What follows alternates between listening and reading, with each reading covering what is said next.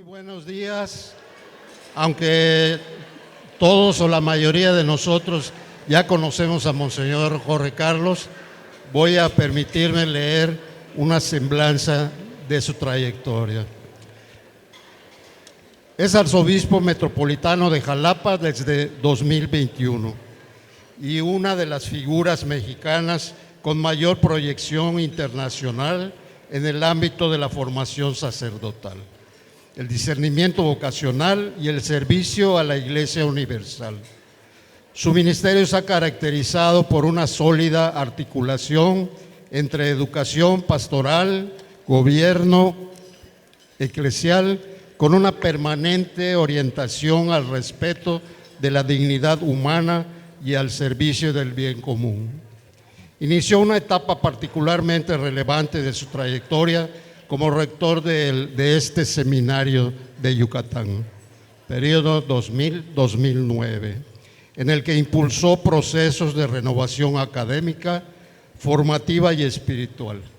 Paralelamente fue presidente de la Organización de Seminarios Mexicanos y de la Organización de Seminarios Latinoamericanos, desempeñando un papel clave en la coordinación y fortalecimiento de los seminarios a nivel nacional y continental. En 2009 fue nombrado obispo coadjutor de Papantla y posteriormente obispo de la misma diócesis, donde ejerció el ministerio episcopal con un marcado énfasis pastoral, misionero y formativo.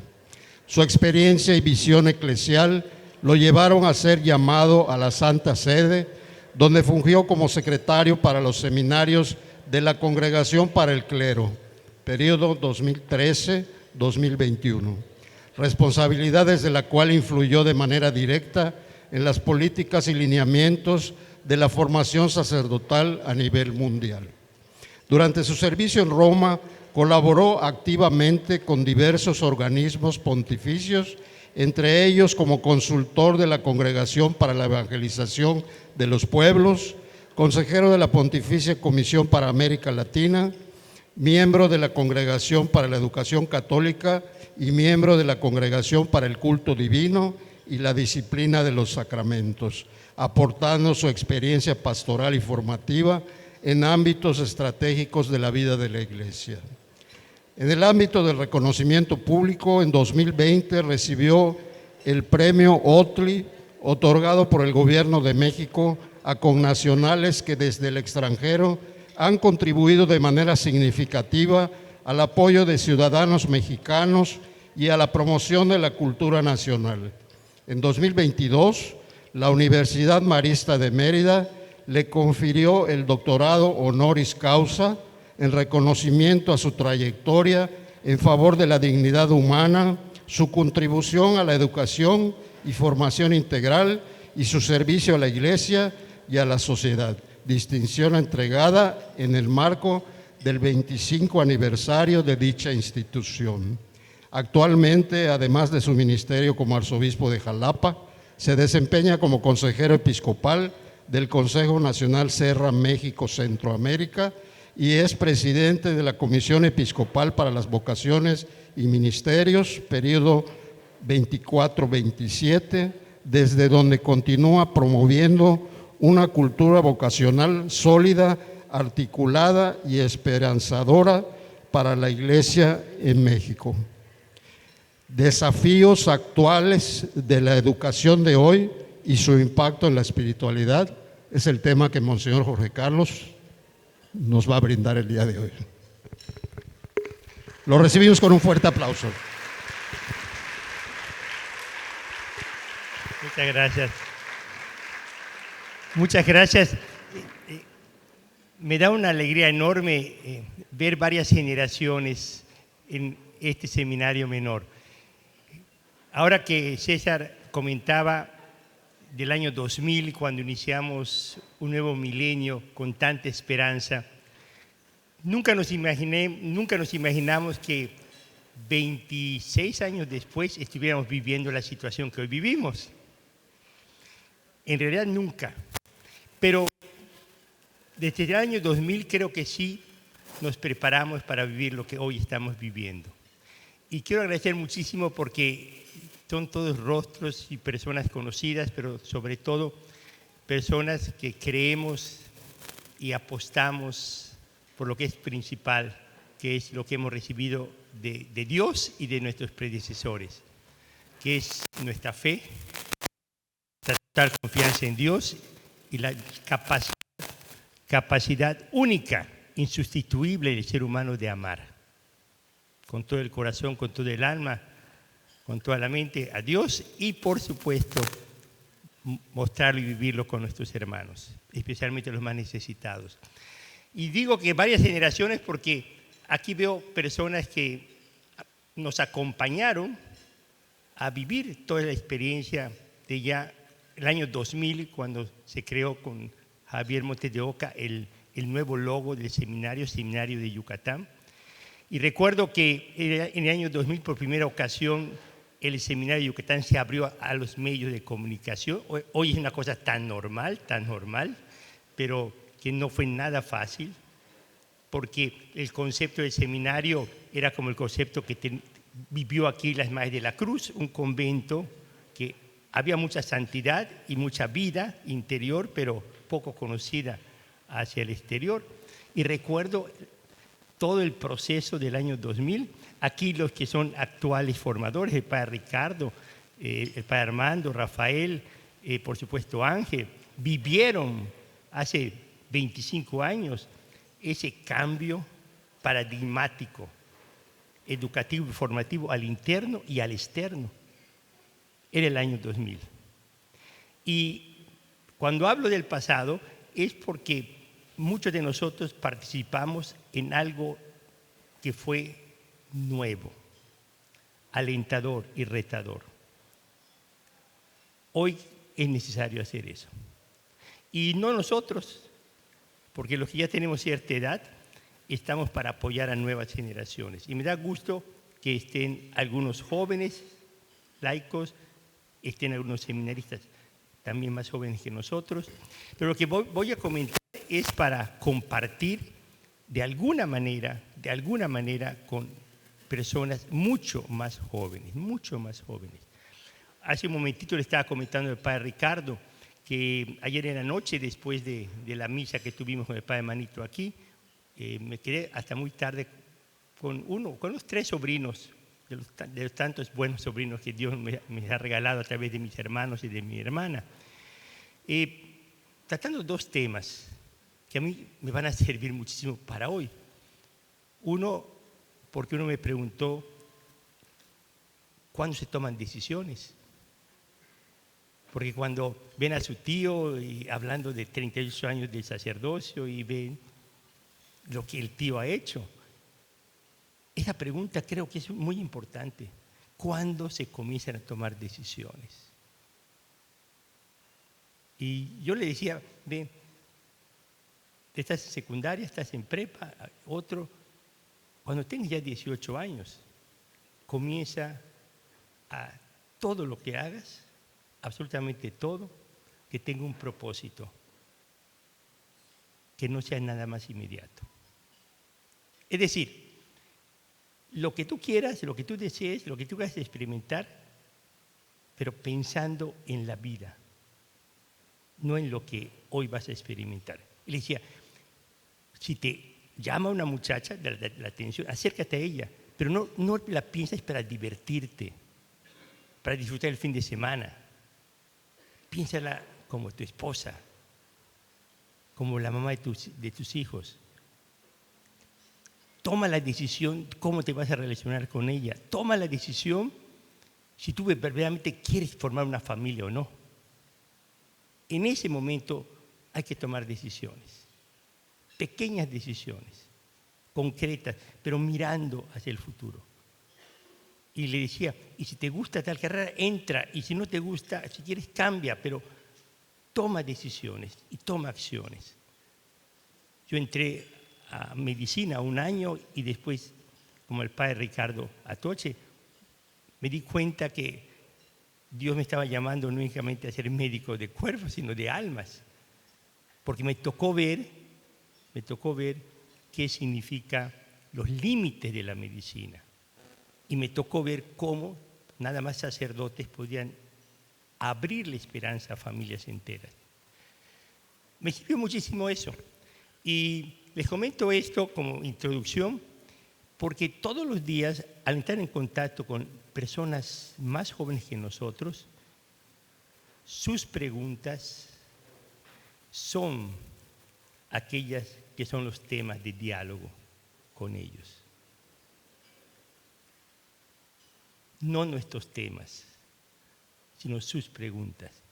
Hay una frase que Papa León ha dicho: no silenciemos las preguntas, ni condenemos las dudas, sino hagamos un diálogo de ellas. Y después, un tipo de relaciones con ellas. Esta es una visión, evidentemente, que no tuvimos nosotros como niños ni como jóvenes, y que ahora Dios nos pide tenerlo como adultos para la nueva generación. Voy a brevemente a dar una síntesis de un documento que es importante, que es a partir de la cual me pidieron hacer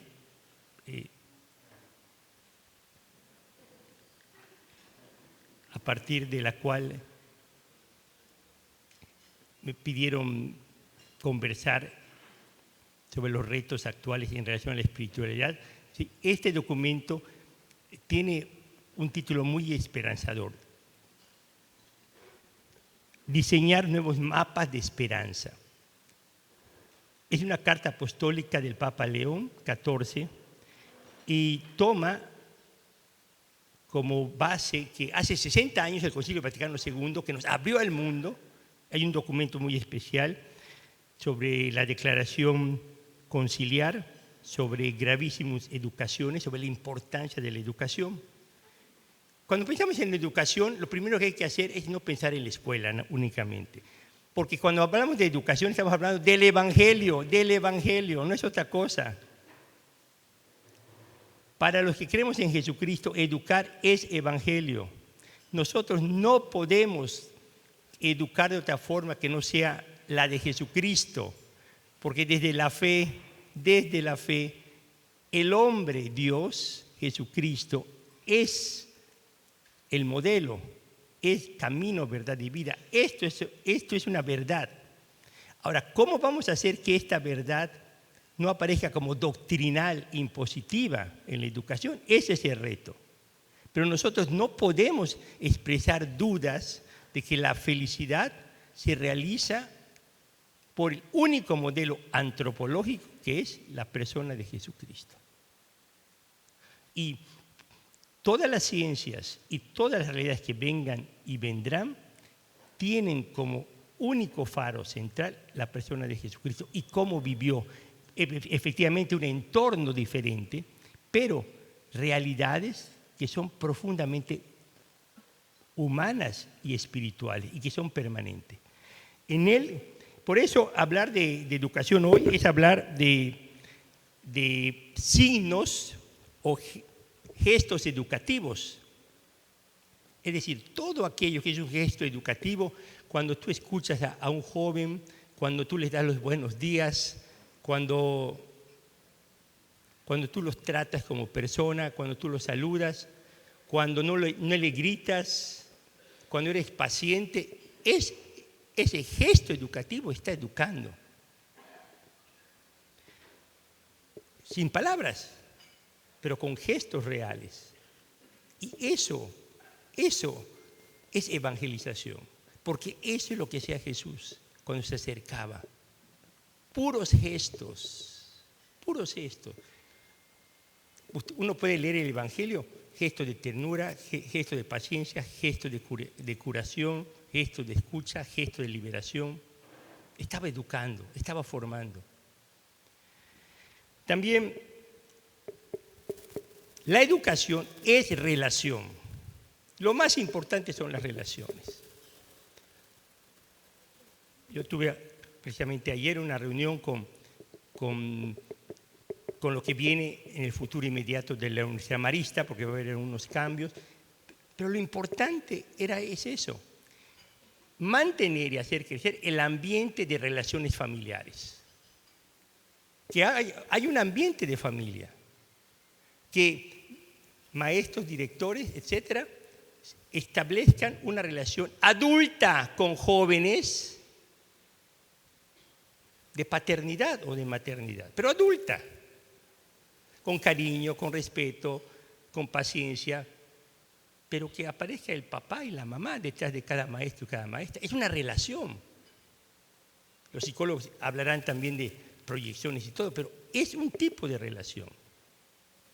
Como también lo que se pide, la relación entre ellos, que sea una relación de amigos, de hermanos, de aceptar las diferencias, que son muchísimas. Entonces, la educación es gesto, es relación y es cultura. ¿Y cultura qué significa? Es lo que vivimos, lo que escuchamos, lo que hablamos, en qué ocupamos nuestro tiempo.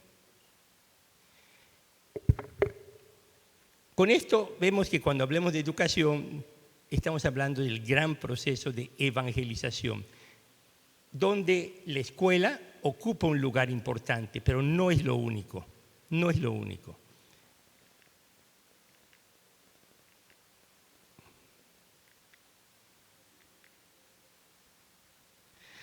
El Evangelio no envejece, sino que hace nuevo todas las cosas. Nosotros envejecemos y nosotros tenemos modos y formas viejas nuestras de transmitirlo. Esa es una verdad. ¿Cómo vamos a comunicarnos con los demás? Yo muchas veces trato de aprender cuando voy a los reels de sacerdotes jóvenes, cómo ellos comunican esto a la nueva generación. Porque yo ya sé una forma y ellos me están enseñando otra. Pero muchas veces el Evangelio parece viejo por la manera como lo vivimos, lo expresamos, que a veces es muy triste y muy lejana para las nuevas generaciones. Y hay otro punto importante que dice el Papa León: cada generación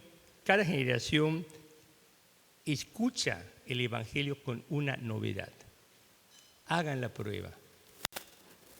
Pregunten a un niño, un joven, que lea un pasaje evangélico, pregunten qué les llamó la atención. Y vamos a quedar sorprendidos.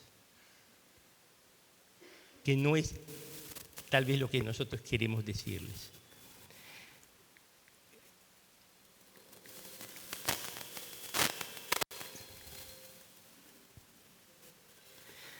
Hay que reconocer una cosa: el entorno que vivimos es complejo, no es nada sencillo. Segundo, está fragmentizado en todo. Y tercero, está digitalizado. Por la ley del sentido común, todo lo que hagamos en educación, en formación, en relación, tiene que balancear esto. No condenar la complejidad. La complejidad va a ser y va a crecer, pero hay que hacer las cosas más sencillas. Hay un mundo fragmentado. Lo que hay que tratar de hacer es tratar de unir. Y hay un mundo evidentemente digitalizado. Los momentos que haya, apuesta por la presencialidad. No se condena este entorno, pero somos nosotros aquellos que pueden balancear el entorno, no condenándolo, sino compartiendo la vida. Por favor, si estás en un mundo digital, tu mamá, aléjate de lo digital. Pero no, le das al niño y tú también te dices tú. ¿Sí? Si tú ves que el mundo está fragmentado, trata de lo que hagas con tus hijos o con tus nietos, de hablar, de buscar la unidad. Ahí donde todo parece complejísimo, y hay abuelitas que lo saben hacer muy bien, tú lo llevas a una sencillez muy profunda. Como la abuelita que dice: todos estos cereales, sí, pero nada más puedes comer uno. No te compliques. no te compliques. Aunque el mundo te muestre 120 cereales, puedes comer nada más uno. Aunque el mundo te presente 120 casas, nada más puedes vivir en uno. Aunque tengas 10 coches en tu casa, puedes manejar uno. Esa es la sencillez. Y hay mucha verdad en esa sencillez.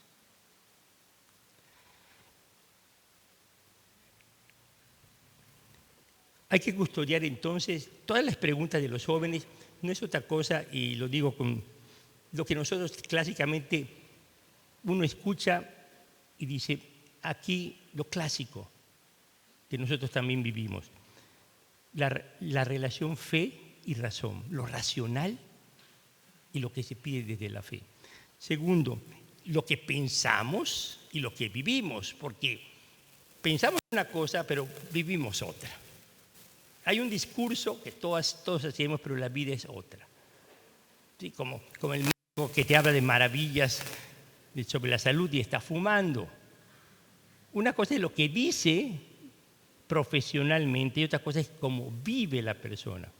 Entonces, los problemas, los diálogos al final es fe y razón. El pensamiento clarísimo que tenemos y la vida. Y tercero, lo que conocemos y la justicia. Conocemos tantas cosas y no logramos caminos reales más justos y más humanos. Estos parámetros que presenta León XIV creo que interesan mucho porque para nosotros, para nuestra generación, son cosas muy claras. Pero cuando se conversa con las nuevas generaciones, hay que saber que exactamente tienen las mismas inquietudes en estos parámetros que nosotros tuvimos cuando fuimos adultos, más jóvenes. Una frase muy hermosa que a mí me gusta mucho. A ver, esto. Es que nosotros siempre hemos aprendido que la iglesia es madre y maestra. Sí, es madre y maestra no por supremacía, sino por servicio. Esta es la parte nueva para el siglo XXI. No aparecer triunfalmente superiores, sino humildemente serviciales. Y eso es volver al Evangelio. Cómo presentar las propuestas como servicio.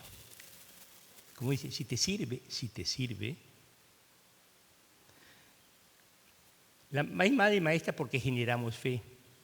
Y la fe se genera en cosas muy sencillas.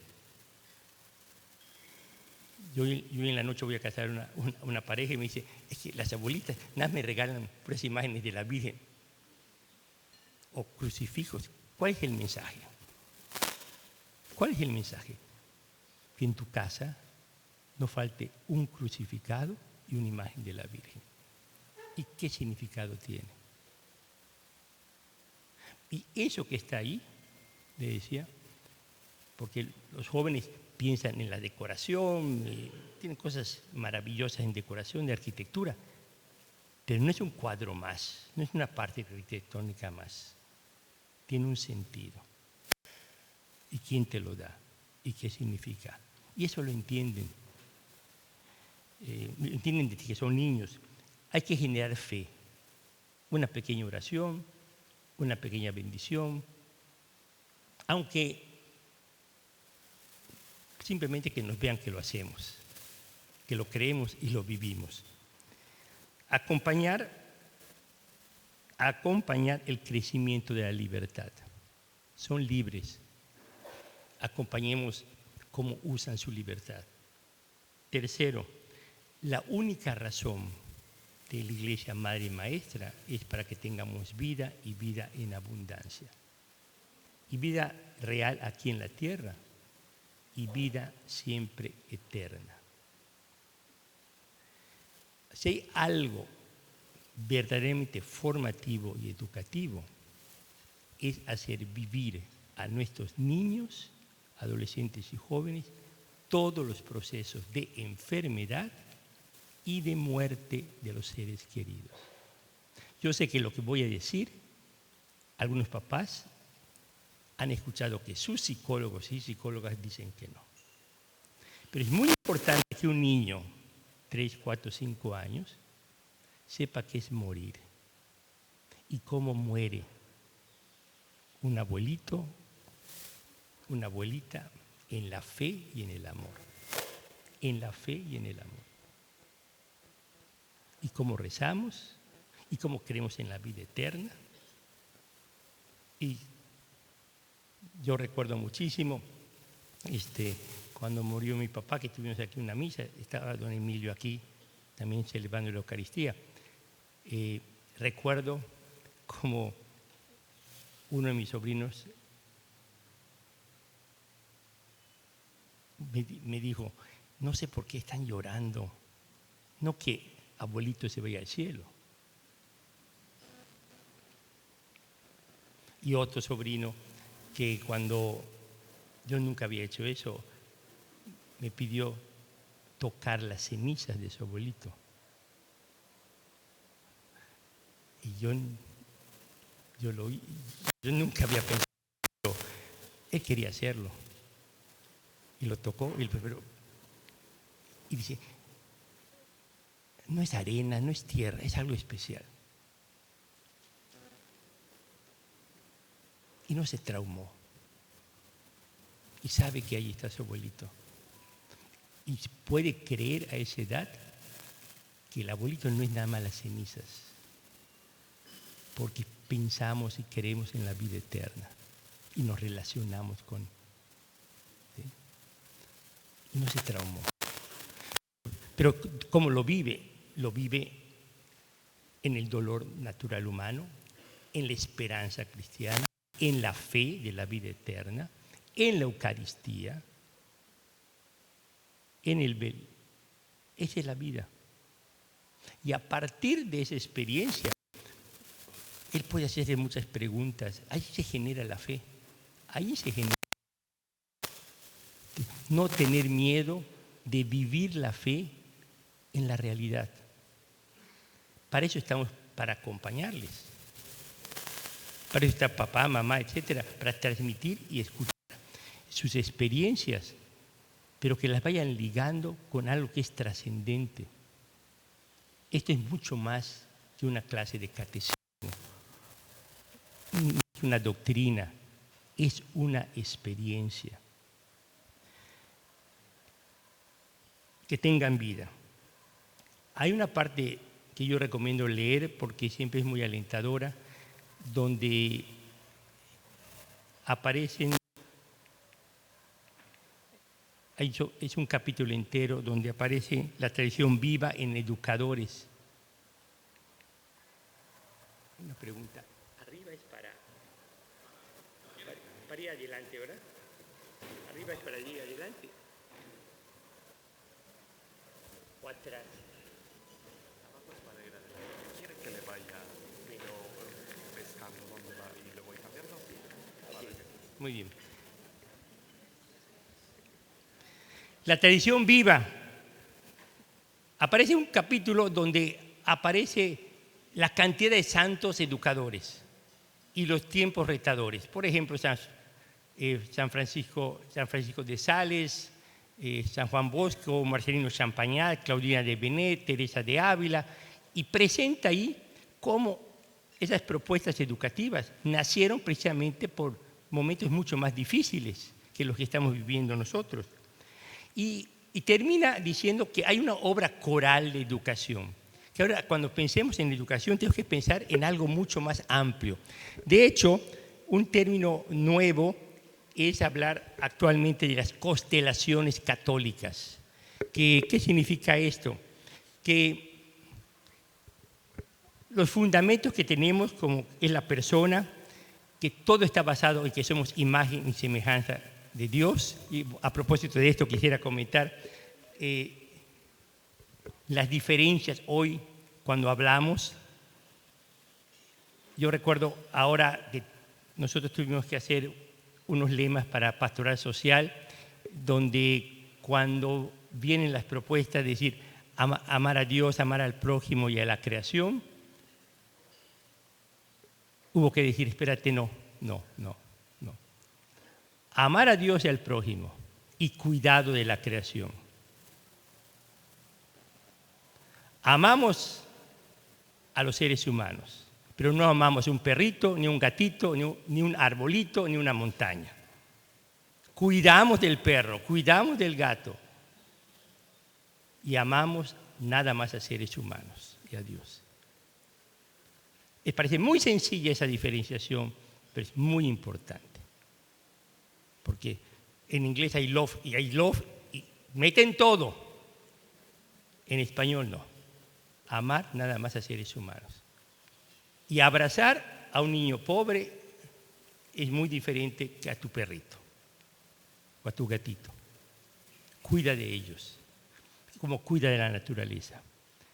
Y cuidamos de la naturaleza precisamente porque cuidar de la naturaleza podemos amar más a los seres humanos. De hecho, y esta es la visión de la Iglesia Católica, cada vez que se descuida la creación, los más perjudicados son los pobres. Porque puede venir el calentamiento global y para algunos de nosotros, pues aire acondicionado, una temperatura extrema, tenemos calefacción,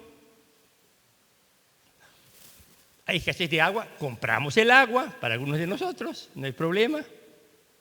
Hasta piscina tenemos, pero la mayoría de los seres humanos, cuando nosotros descuidamos la creación, ellos, los más pobres, tienen que pagar todas las consecuencias, porque no tienen los recursos que una minoría tenemos para afrontar los descuidos. Entonces, en la visión, cuidamos de la naturaleza porque amamos a nuestros seres queridos y porque amamos a los más pobres y a los más necesitados. Esta visión es muy importante porque todo está centrado en la persona, simplemente porque es imagen y semejanza de Dios. Y todos, por eso, es imagen y semejanza de Dios que después se hace fuertísimo porque no es únicamente imagen y semejanza, se hizo ser humano, se encarnó. Entonces, a partir de ese momento de la encarnación, nada absolutamente puede pasar sin la relación con otros seres humanos. Es la parte más difícil por la cual muchos no pueden ser cristianos y mucho menos católicos. Ese espiritualismo que tenemos con todas las ramas que tenemos, que son preciosas y novedosas, y lo que se puede inventar en el futuro, si no pasa por el ser humano, no es cristianismo. Porque Dios, al hacerse hombre, al hacerse niño, al hacerse adulto, al vivir en una familia, vivir un entorno sociopolítico, económico, totalmente limitado, totalmente injusto, totalmente imperialista, allí viviendo como vivió, muriendo como murió, nos dice exactamente que la única manera de relacionarse con Dios es a través de las personas. Las preguntas, decía, no se silencian, las dudas no se prohíben, sino que se acompañan. Y hay una frase que me gustó mucho de San Francisco de Sales: la sinceridad del corazón puede mucho más que los discursos. Y eso toca el corazón. Y creo que hay algo que tenemos que reconocer, que las enseñanzas que quedan en nuestro corazón son aquellas que nos las dieron de niños y de jóvenes con sinceridad y con verdad. No es tanto el cúmulo de contenido, sino la sinceridad y la vivencia, el testimonio, diríamos nosotros. La familia sigue siendo, por supuesto, la primera escuela de humanidad. También hay una crítica de que desafortunadamente hoy, por el sistema económico, que no es comunista, sino capitalista,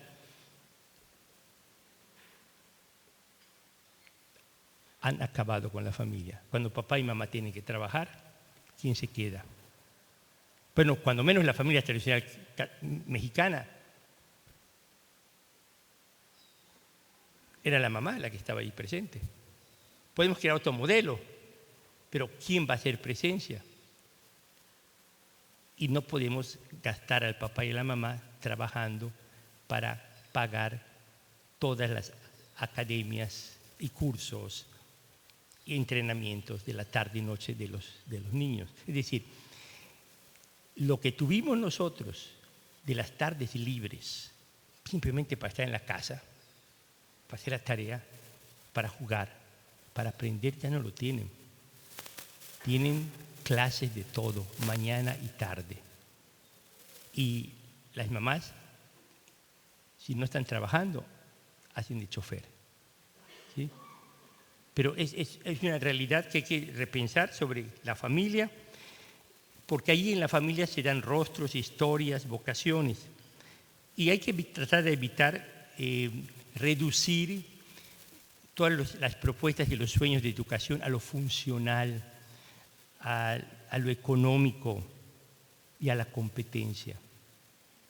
Y en eso sí todos los adultos, sobre todo de una generación joven adulta, están metidísimas. Todo es competencia, todo es la parte económica y todo es en función a un mayor rendimiento económico. Y esto en verdad hay que ser crítico del sistema hipercapitalista, no únicamente del comunista. El reto de siempre, aquí los padres lo saben, es cómo formar integralmente. Es siempre lo más difícil.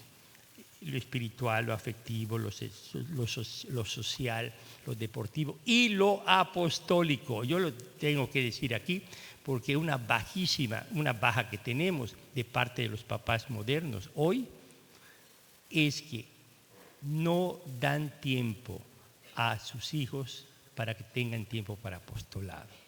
Es más importante el inglés, el karate, el fútbol, natación, ballet, todo eso es más importante que un tiempo de apostolado. Y quienes hicimos tiempo de apostolado era tiempo, porque no teníamos tantas cosas que hacer. Y después nos asustamos porque no son apostólicos los muchachos. Porque los llenamos de otras prioridades. Y aplaudimos otras prioridades, que no son malas. Pero ¿cómo integras cuando todo es puro deporte, es puros idiomas,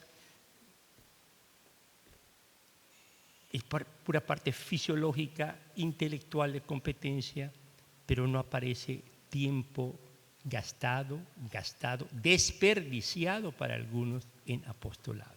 Eso es el servicio.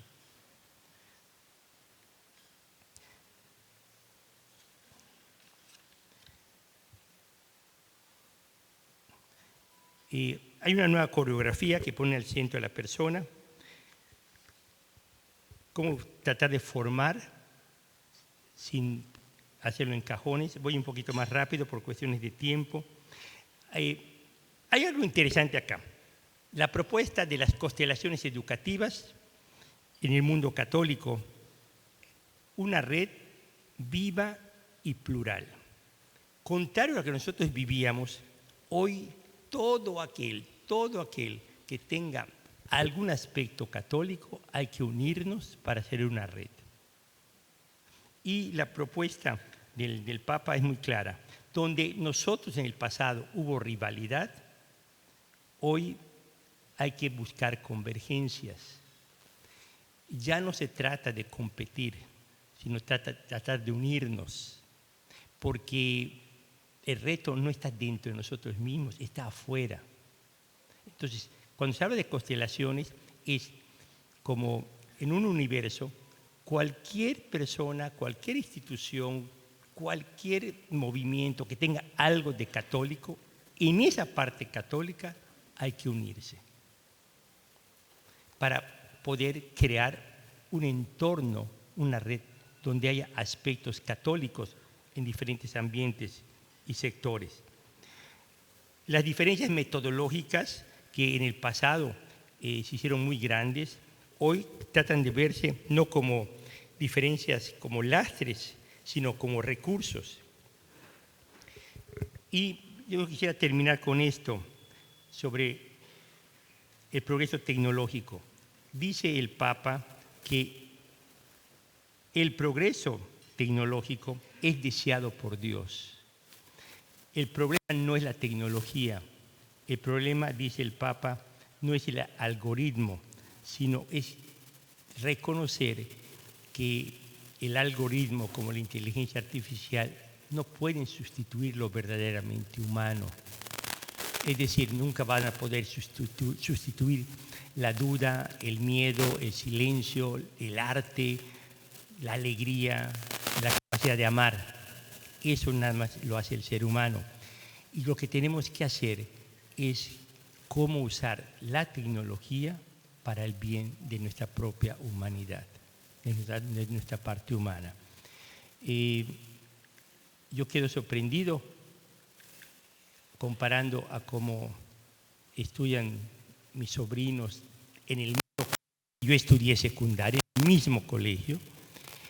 Le decía al padre Ricardo, las libretas esas famosas con el nombre, el salón, todo limpiecito, así cuadradito. Eso lo siguen haciendo en unas carpetas preciosas por materias. Lo siguen haciendo. Pero ¿cómo lo hacen? Todo a través de una tablet. Todo a mano, pero interactuando con una tablet. Es impresionante. Yo vi cómo, nada más la historia de México, en 10 años, la interacción, apretaban acá, porque el maestro le sube una serie de cosas, y entonces dice, a ver, hace una línea de tiempo de 1810, del inicio de independencia al final de independencia. Y aparece una serie de cosas y tiene que apuntar, así como lo decíamos, escribe. Hace la línea de tiempo. Después, otra cosa en la pantalla, ahora hace una reflexión. Hace un dibujo. Métete a inteligencia artificial y crea una presentación. Esa dibújala en tu cuaderno. Ahora, toma una fotografía del cuaderno y envíala. Entonces dije, claro que cuando yo veo la libreta sola, es exactamente lo que yo hice hace muchos años, pero muchísimos años. Hace más de 50 años. Es lo mismo, pero el modo es radicalmente diferente. Decía el padre Ricardo, nosotros cuando hablamos de las clases es únicamente ponernos lo que estoy haciendo ahorita, hablar, y otros escuchando. En ese mismo colegio ya no se vive esa realidad. Pero tienen la tablet, se meten en inteligencia artificial, todo está con internet, pero ellos van escribiendo con su propia letra, con esa forma que nos enseñaron, que tiene que ser todo limpio, ordenado, con diferentes colores, que es lo que les revisan, todo lo que hacen a través del internet. Cuando vi esto dije, esta es una pedagogía que realmente sabe unir lo clásico con lo moderno, usando los dos instrumentos. Yo no sé,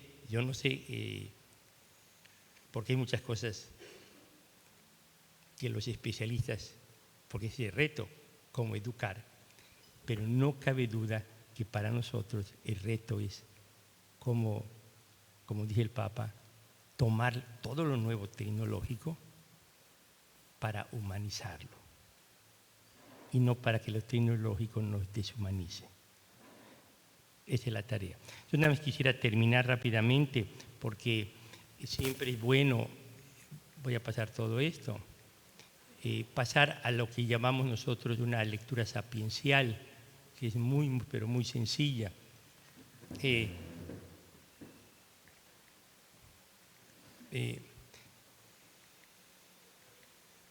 Voy a terminar así. Estas prioridades, que yo concuerdo y creo que los que estamos en formación esto. Atención. una prioridad de lo que hagamos es la vida interior de los jóvenes.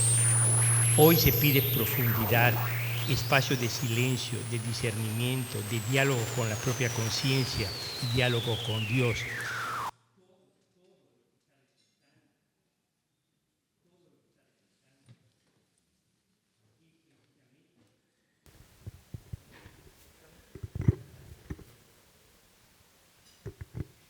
Todo lo que está resultando es esta parte, que es la novedosa, cuando menos para generación Z. Voy a decirles algo que yo he descubierto en todos los retiros, ahí en Jalapa y los éxitos vocacionales. Hoy no permito que se haga nada juvenil si no tenemos sacerdotes sentados con alba y estola para escuchar a los jóvenes. Podemos hacer dinámicas, podemos dar excelentes temas, pero si no hay personas que escuchen al joven, todos los temas, todas las dinámicas no entran al corazón, no tocan. Hay que escucharlos. Y es impresionante que hoy no invitamos a confesiones. Tú siéntate ahí y hacen cola los muchachos. Hablar de lo que sea. Y cuando tú los escuchas, entonces los temas y las dinámicas y lo que nosotros hacemos muy bien funcionan. Pero hay que escucharlo. Es decir, hay una necesidad de vida interior. Todos esos niños, esos jóvenes han gastado y han hecho gastar cantidad de dinero a los papás con puros psicólogos, puros terapistas, puros coaches, pero quieren vida interior. Y por eso es tan importante momentos de silencio, de oración, de hora santa, la misma Eucaristía bien celebrada, pero hay que dar ese espacio. Otra prioridad que aparece en la nueva generación, lo digital humano. Formemos en el uso sabio de las tecnologías y de la inteligencia artificial, colocando a la persona antes que el algoritmo y armonizando la inteligencia técnica con lo emocional, lo social, lo espiritual y lo ecológico. Esta es una prioridad que nos toca hacer. ¿Sí? Cómo humanizar todo lo nuevo y que nos sirva para integrarlo a las emociones, al espíritu y a lo social. También hay un principio muy básico de realismo. Todo lo que pueda aparecer en el mundo tecnológico hay que confrontarlo con la realidad local. Hay algo que a nosotros nos tocó. Yo recuerdo que desde que entramos a primer año de preparatoria, nos preguntaban qué es lo que queríamos hacer, y en el colegio decían, yo quiero ser ingeniero, y decían, bueno, ustedes que quieren ser ingenieros, van a tratar de que un ingeniero que aquí en ingeniería de Yucatán venga y hable de eso. Yo quiero ser astronauta, pues no hay astronautas acá. Era un golpe de realismo muy fuerte. O como decía Padre Ricardo cuando él dijo, yo quería ser biólogo. Sí, trae el biólogo. ¿Y qué hace el biólogo en Yucatán? Pues está trabajando para Japay. De ahí no sale, ¿eh? Pero ¿por qué ese realismo? Sí, sueña, pero porque si no, creamos gente frustrada. Porque no únicamente, si metemos la tecnología con el marketing, todas las universidades de aquí, de Estados Unidos y Europa, están dispuestos a acabar con todo el dinero de los papás, con grados, subgrados, maestrías y todo lo que ustedes ya saben, y acabarse con la vida de los jóvenes. Pero eso no es únicamente tecnológico, es pura cuestión imaginativa de marketing. y gastar la vida para algo que no puede ser real. El mundo de los límites, decía un teólogo, es el límite de la verdad. Y hay que acostumbrarnos que nuestros planes, nuestros proyectos, nuestras decisiones se hagan dentro de la realidad. Hay que soñar, ¿sí? Pero el sueño tiene que hacerse carne y realidad. A nivel sapiencial,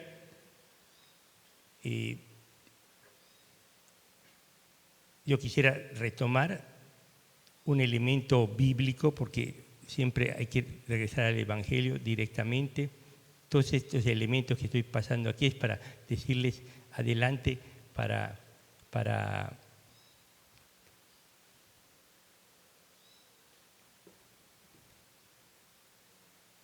leer el documento. Yo quisiera decir, nada más terminar con ese pasaje bíblico que nosotros acabamos de meditar sobre la Epifanía, sobre los magos, decir varias cosas muy sencillas. Primera, que esos magos nos representan siempre, porque estamos en movimiento.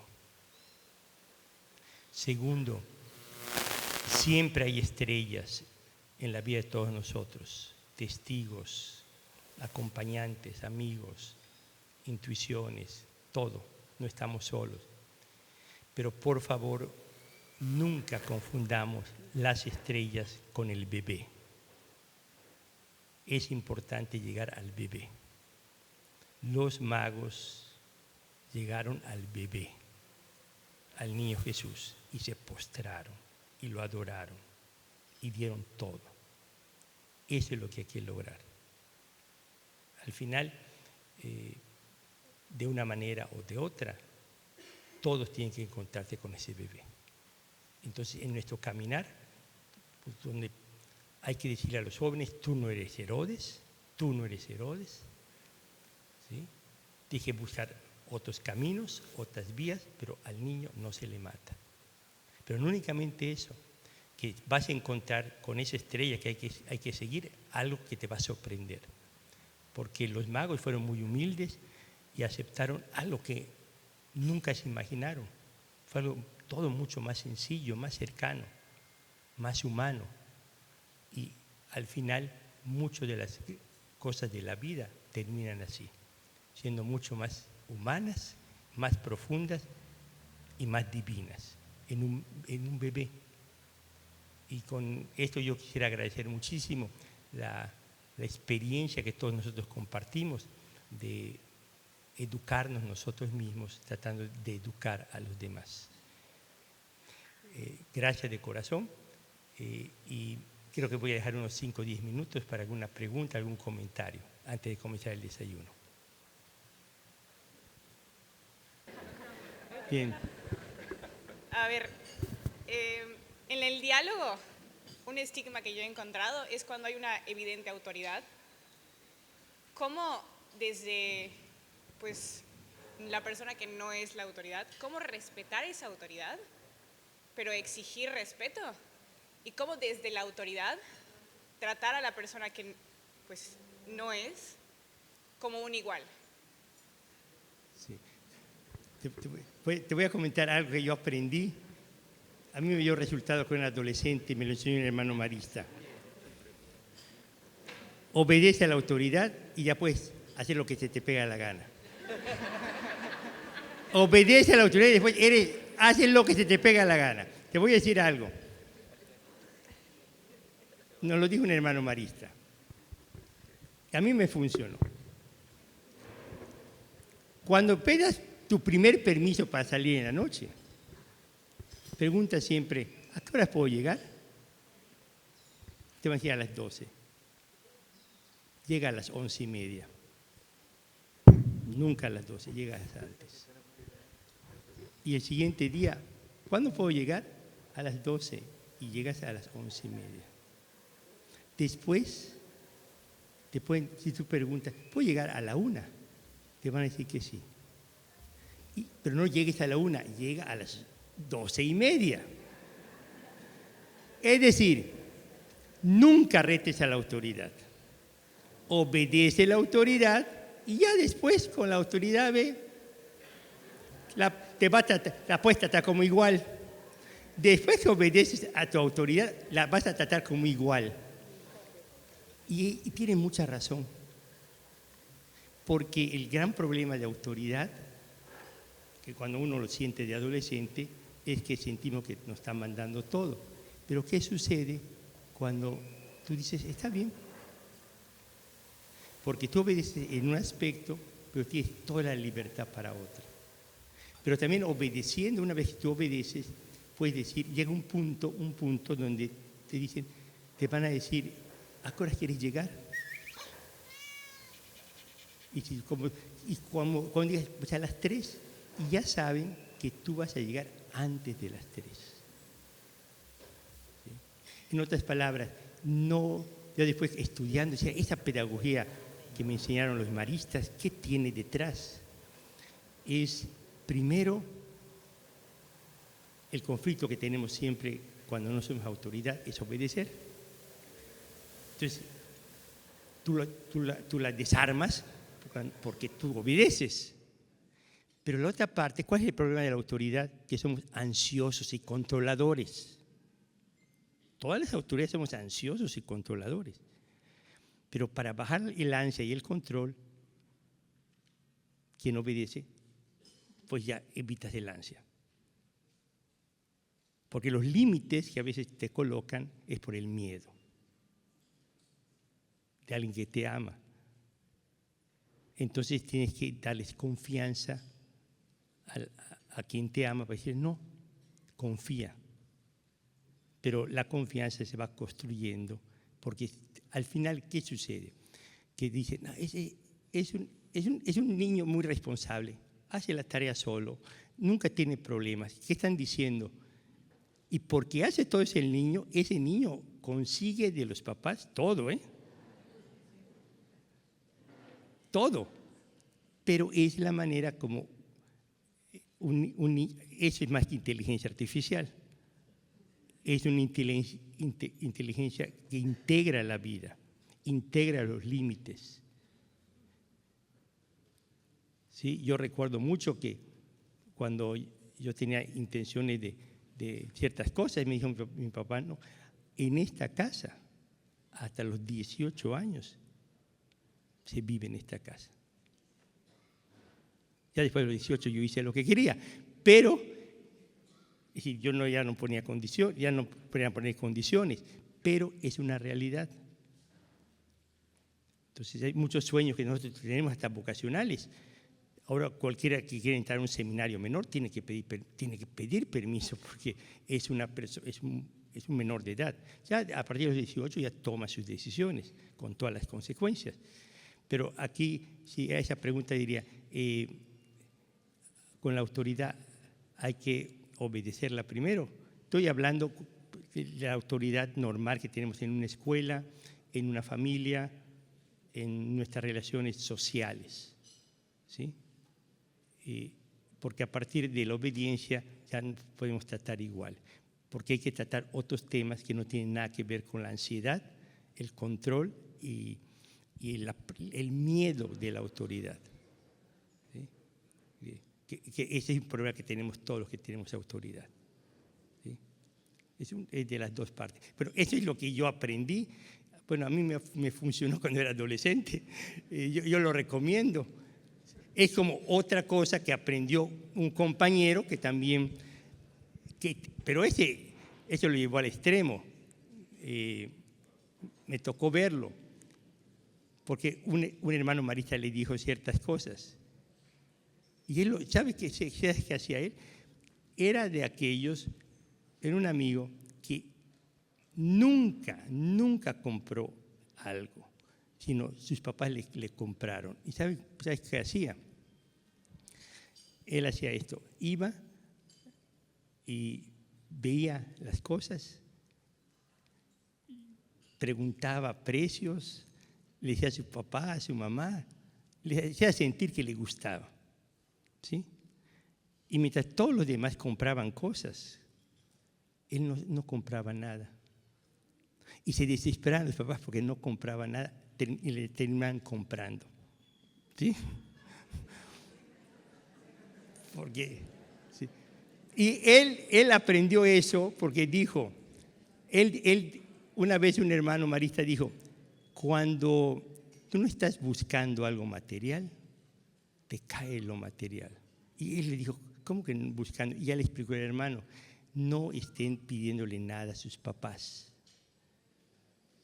No le exijan nada a sus papás, pero sí háganle saber qué les gustaría. Y eso, un joven es muy fácil. Tú ves cuando tú tomas un chocolate y lo ves y lo colocas allá y ya está. Pero el papá que lo ve, la mamá que lo ve, va a terminar diciendo, oye, ¿te gusta? ¿Sí? Pero no se lo pediste, no se lo exigiste.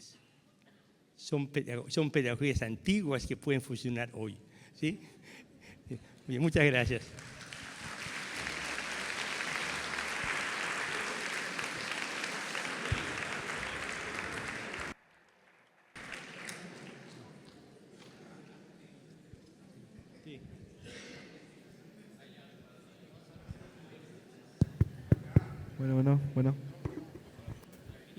Bueno.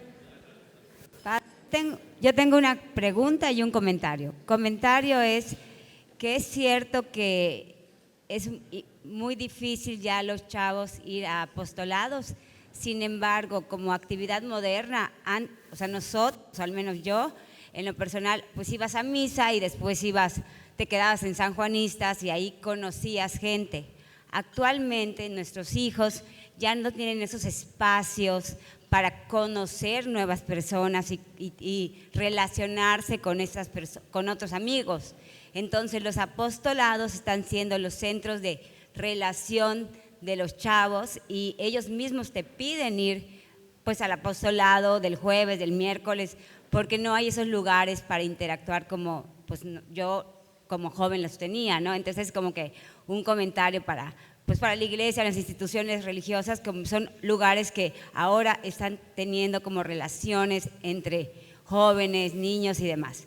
Y mi pregunta es cierto que ya las mamás de hoy somos chofer de nuestros hijos? Eso sí, es cierto, ya hasta los sábados y domingos los utilizamos para llevar a ciertas actividades extraacadémicas a nuestros hijos, pero lo que está pasando, y al menos es mi sentir como mamá, que tengo un hijo en primaria, otro va a pasar a secundaria y otra está en prepa, o sea, 3 niveles escolares, es que si los niños o los adolescentes no están en estas actividades extraacadémicas, su ambiente se vuelve, ya no son tan buenos como son si este niño tiene un apoyo extra. ¿Cómo hacer para que nosotros, las mamás, las familias, podamos darle esa fuerza o ese punch o esa autoconfianza de que no importa no ser el mejor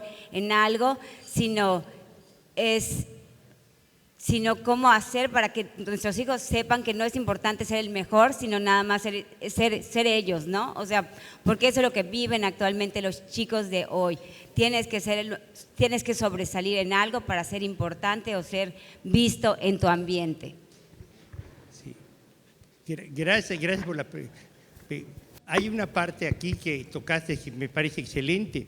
Hoy los apostolados tienen como función evangélica la relación, la formación de la comunidad.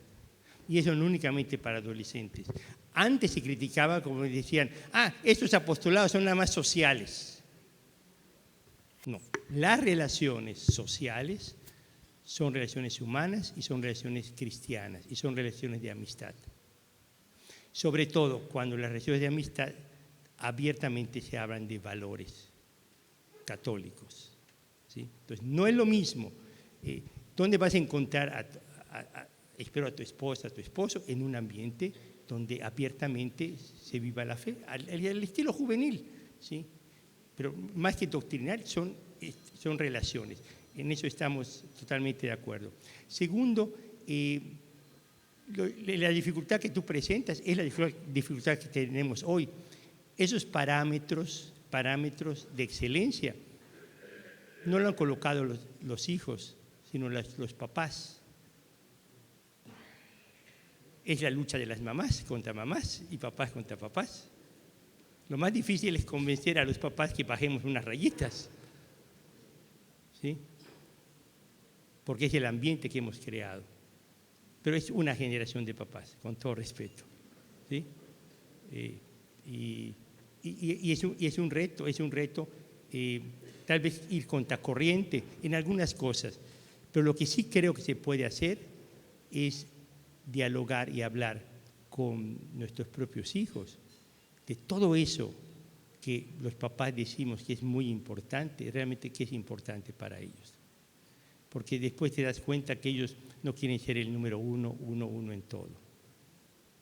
¿Sí? En todo. Pueden ser también el 2 y el 3, porque valen en otras cosas. Pero eso hay que escucharlos a ellos, qué es lo que realmente desean y quieren de todo ese cúmulo de cosas que se ven obligados a vivir. Y preguntarles en qué cosas quieren invertir el tiempo. Es una recomendación. Gracias.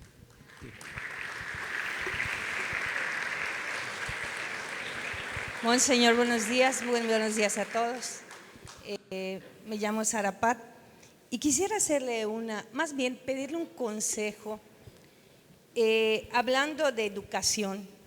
Yo soy docente desde hace 28 años en una escuela preparatoria en la cual es pública, es la Universidad Autónoma de Yucatán, en la Prepa 1. He dado clases en las universidades privadas como es la Marista, donde es muy fácil hablar de Dios. Quiero compartirles una experiencia que tuve precisamente del hecho de que usted nos dice de encontrar al bebé. En una ocasión llego a la casa y tengo como 80 mensajes donde me dijeron: estás funada en Facebook, estás funada en Instagram. ¿Y qué pasó? ¿Qué es funar? Cuando en redes sociales dicen: ay, es una desgraciada porque está en contra del aborto, es una desgraciada porque va en contra de nuestros derechos. Y decía la maestra Sara Pat. Me entra temor porque al día siguiente iban a ver una marcha de todas las facultades que estaban alentando a los jóvenes de mi preparatoria. Y yo pues sorprendida, ¿qué hago? Hablando de autoridades, hablo con mis autoridades. ¿Qué hago? Dije, no. Y recuerdo que me entró así como un sueño profundo. Y en ese sueño vi el altar de mi parroquia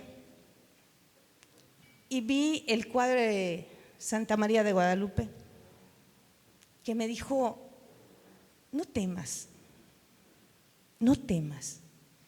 Y un joven del hermano, un hermanito de una amiga que había acabado de fallecer, me abrazó y me dijo: dile a mi hermana que yo estoy bien. 3 días había pasado que había fallecido el hermanito de mi amiga, que jamás lo había conocido. Desperté y la directora de la escuela que me hablaba y me dijo: Sarita, esto es real, mañana vas a salir por la puerta de atrás, porque sí está la marcha de los LGBT.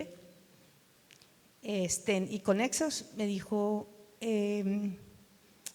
pues no lleves tu auto, que te lleven, te voy a abrir la puerta de atrás y vas a salir por la puerta de atrás. Encontrar al bebé en las escuelas públicas, hablar que el aborto es malo, porque déjenme decirles que yo era maestra de ética aplicada. Tocábamos temas del aborto y yo sí decía: el aborto es un asesinato, lo decía tal cual. Decir la homosexualidad no es de Dios. O sea, eso fue algo terrible para mí. He podido ir contracorriente ya a partir de esa experiencia, que gracias a Dios mis autoridades me apoyaron, porque déjenme decirles que afortunadamente la directora en ese momento es católica, la maestra Ligia Herrera, que ahorita es la directora de Economía, de la Facultad de Economía. ¿Qué consejos? Porque en la privada, pues en la marista puedes hablar de Dios y puedes hablar de la trascendencia y encontrar el bebé, pero en las escuelas privadas públicas es horrible ir en contracorriente. ¿Qué consejos nos daría usted a los docentes que estamos trabajando contracorriente? Escuchar la realidad de ellos. Voy a decir esto porque los que están aquí saben que Gracias. yo, siendo asesor de Omega, hay algunos que llegamos a un punto, ya hace muchos años, era asesor, le dije, por favor, ciertos temas no se hablan como se hablaban en el pasado. ¿Por qué? Porque les hacía ver que todos los muchachos, por decir, voy a poner un tema, la homosexualidad, todos los muchachos tenían amigos, parientes, familiares con esto. Entonces, no se trataba, de un punto, yo lo sentí aquí cuando era sacerdote, hablé con los asesores, este tema hay que platicarlo de otra manera. ¿Por qué? Porque si hablamos de una verdad donde condenamos y iramos, si se sientan heridos un joven que tiene un hermano, una hermana, un amigo, una situación, un tío, una tía, hay que escuchar su realidad y después hablamos de esos temas. Entonces, tuvimos que buscar otra manera de hablar. Estoy hablando de un tema, pero hay otros temas polémicos como este. La verdad, cómo transmitirla con una finísima caridad. ¿Por qué? Porque todos esos jóvenes de educación pública y en privada están heridos. Y entonces tú ves la herida, tú ves los que sufren, tú ves sus preocupaciones y entonces sugieres, se habla de otra manera. Yo que voy mucho a las universidades y todo, y son preguntas libres. Cuando sacan algún tema polémico, yo digo con toda verdad, vean, a mí, si tú me haces esta pregunta, dime de quién estás hablando. Porque no hay temas aquí, hay personas. Tú estás pensando en qué persona. Entonces, para que yo me lo imagine. ¿Y tú qué estás haciendo con esa persona? Pero es otra metodología. Así como hay una pedagogía activa, ¿sí?, que es la que está comentando, que a través de... Hay una pedagogía que parte de la escucha, del dolor, del sufrimiento. El pecado hoy no hay que condenarlo. El pecador sufre. Hay que acoger el sufrimiento. Y a partir del sufrimiento viene la misericordia. Es un cambio radical. ¿Sí? Y eso, yo sé que para nuestra generación es un cambio paradigmático de conversión interior. Por eso cuando a nosotros los obispos nos hicieron estudiar un poco sobre las generaciones, para decir, a ver, ¿qué público tengo? Porque lo que estoy diciendo es captado, es entendido, y cómo es interpretado, y cómo es sentido por el auditorio. Y en eso sí que tenemos que aprender nosotros, muchísimo, ¿sí? Para adecuarnos a la realidad de cada persona. Lo importante es que ese reto, yo a veces me lo coloco como obispo, como sacerdote, que en cualquier tema, cualquier relación, dejes la buena nueva. porque el Evangelio es buena nueva. Y si la persona no capta algo bueno y nuevo, perdimos. Porque si el Evangelio significa condena, exclusión, distancia, inferioridad, no ganamos. O conflicto. Los que no viven el Evangelio viven para conflictualizar, viven para romper, viven para dividir. Entonces, no caigamos en el juego, es decir, no nos subamos al ring que no es el nuestro. Nuestra manera de tratar hoy los temas es de manera diferente. Lo digo no únicamente por una escuela, sino lo digo por todos los que somos personas públicas. Tenemos que tener mucho, pero mucho cuidado de ciertas cosas para no herir. Y hay personas que usan las heridas de otros, los traumas de otros, los complejos de otros, para agruparlos, para hacerlos más fuertes, para hacerlos ideología política y manipulación. Y todos tenemos heridas, y todos tenemos complejos, y todos tenemos traumas. Entonces, no me los estimules y sobre todo no hagas que yo me una con otros que tienen los mismos problemas que yo, porque entonces creamos eso que les encanta, la polarización, el conflicto y el enfrentamiento. Y eso no es buena nueva. ¿Sí? Muchas gracias.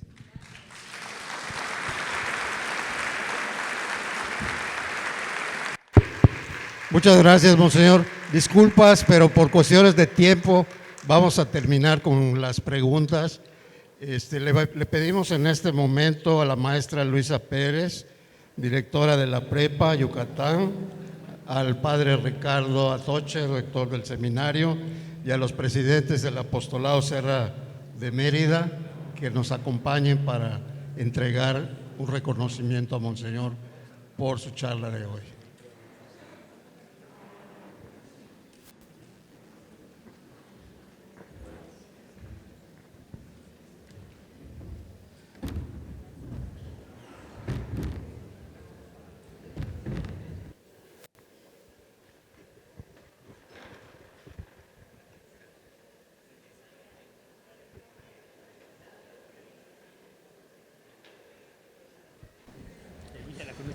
Perdón. Sí. Buenos días. En nombre de la Prepa Yucatán, del Seminario Conciliar y del Apostolado Serra, le damos un reconocimiento a Monseñor Jorge Carlos Patrón Wong por estas palabras tan sabias que nos ha dicho y esos tips tan importantes que son para nosotros, nuestros nietos, nuestros hijos y nuestra familia. Muchas gracias, Monseñor.